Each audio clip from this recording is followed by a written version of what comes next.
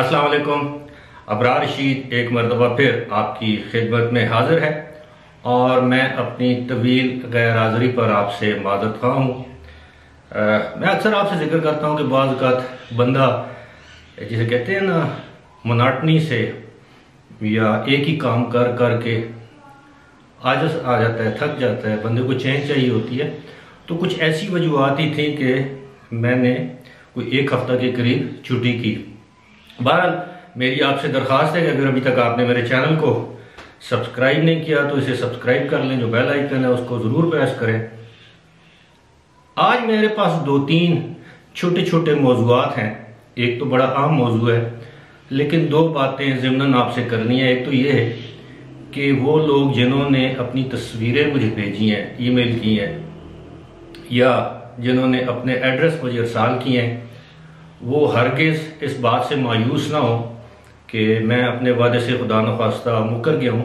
सूरत हाल ये है कि मैंने एक हफ्ते से अपनी कोशिशें जारी रखी हुई हैं कि मेरी किसी कोरियर कंपनी से कोई मेरा मुआहदा हो जाए।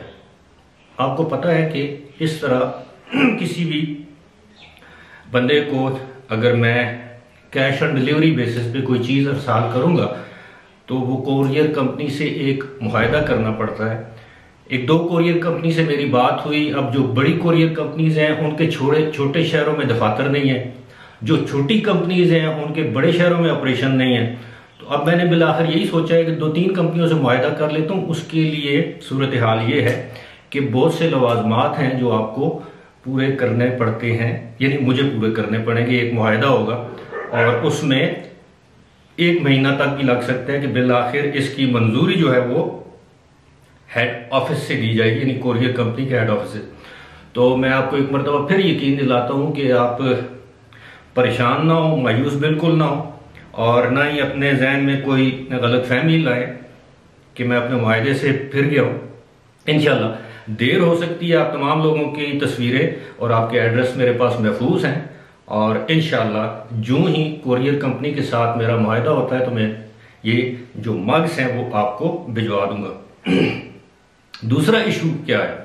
एक इशू ये है कि वो पाकिस्तान में एक मरतबा फिर अब तो सरकारी सतह पर कहा जा रहा है कि कोरोना वायरस की सेकंड वेव या दूसरी लहर जो है वो आ चुकी है, और गुज़श्ता 2 दिनों से जो कोरोना वायरस के केसेस हैं उनमें काफ़ी हद तक इजाफा देखने में आ रहा है, और अमवात में भी इजाफा देखने में आ रहा है, ख़ास तौर पर पंजाब और सिंध के सूबों में।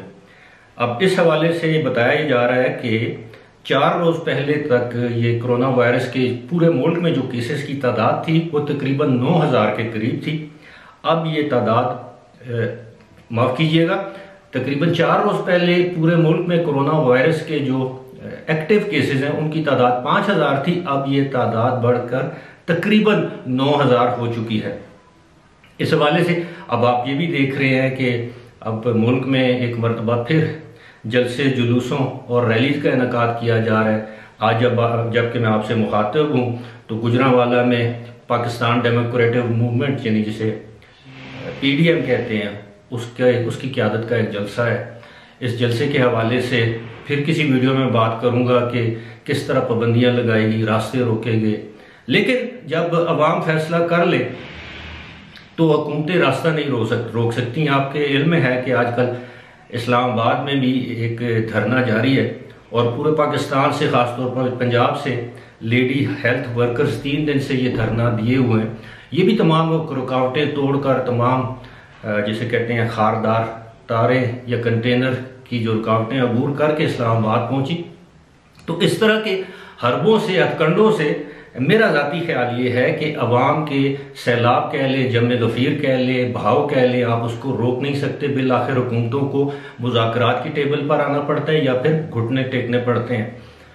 अब मैं आपको ये बताना चाहूँगा कि बहुत से लोगों को आजकल UAE से बेदखल किया जा रहा है, डिपोर्ट किया जा रहा है।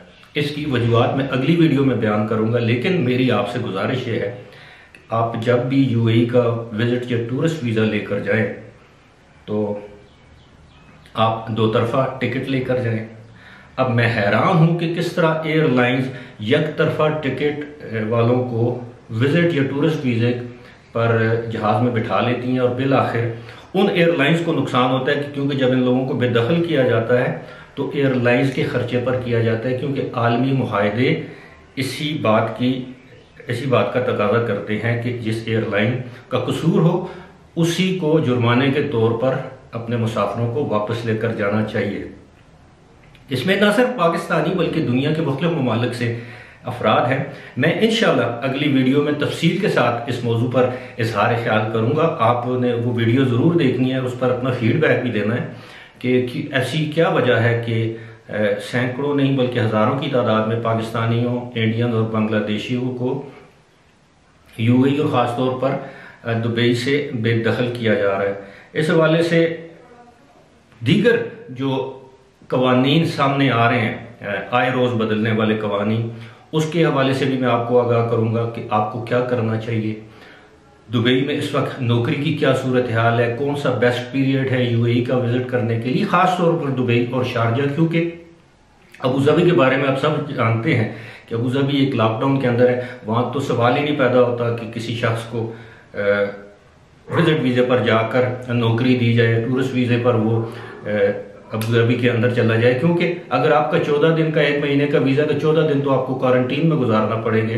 तो मेरा ज़ाती ख्याल ये है कि ये कोई वायबल या फीजिबल ऑप्शन नहीं है। अलबत्ता अगर आपको वर्क परमिट मिल सकता है तो अब जाहिर है इन्होंने वर्क परमिट की जो पॉलिसी जो इन्होंने तब्दील की है, अब अगर आप किसी भी मुल्क में हैं तो आपकी कंपनी आपको वर्क परमिट दे सकती है। आप इस वर्क परमिट पर यूएई में कानूनी तौर पर जाएं।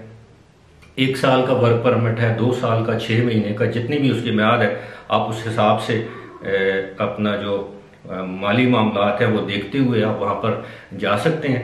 और सबसे अहम बात यह है कि जिस तरह अब पाकिस्तान के साथ साथ यूएई में भी कोविड-19 की सूरत हाल दिन ब दिन ख़राब होती जा रही है, इसी तरह उन्होंने बाज़ ममालिक पर मज़ीद पाबंदियाँ आयद कर दी हैं और बदकिस्मती से पाकिस्तान भी उन ममालिक में शामिल है।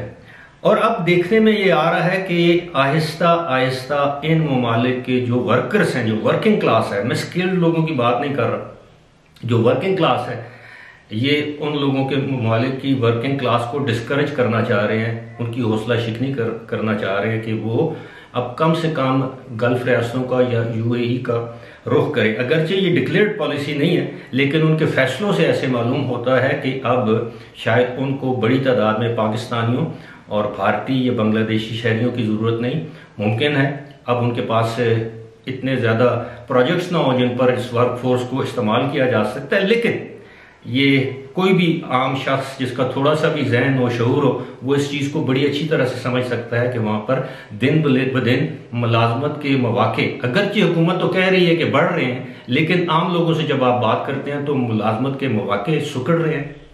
वहाँ पर वर्कर्स का इस्तेसाल हो रहा है। जिन वर्कर्स को 1800 दरम महीने पर तनख्वाह पर रखा गया था, उनको 500-500, 600-600 दरम दिए जा रहे हैं। उनके रहने की सूरत हाल भी कोई इतनी खास नहीं है।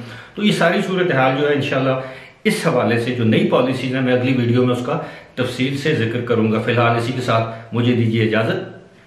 खुदा हाफिज।